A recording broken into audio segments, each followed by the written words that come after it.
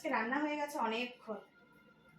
রান্নাঘরের ন্যাপাগুলো সব গরম জলে ধুয়ে রোদে দিয়েছি, সব শুকিয়ে গেছে। প্রতিদিনই তাই করি, কিন্তু আজকে গরম জলে ধুয়েছি।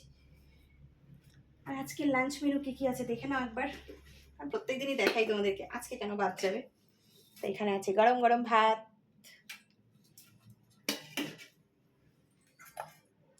এটা যখন খাবো দুপুরবেলাতে তখন আর কি মাখবো, এখনো মাখিনি। এখানে আছে পেঁপে আর আলু সেদ্ধ,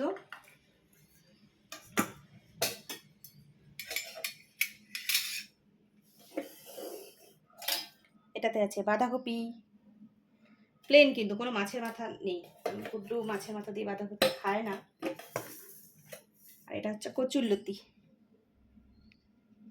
আলো কম হচ্ছে না,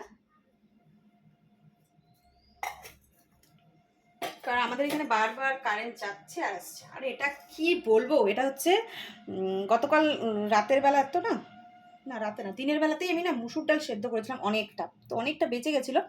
তার মধ্যে আলু সেদ্ধও ছিল, তো ওটাকে আর কি তরকা বানিয়ে রেখে দিয়েছি, বলতে পারো মুসুর ডালের তরকা। ডিম টিম দিয়ে বানিয়েছি, কিন্তু ঘি গরম মশলা টশলা সব দিয়ে, কিন্তু খেতে কিন্তু দারুণ হয়েছিল, কারণ সকালে রুটি খেয়েছি।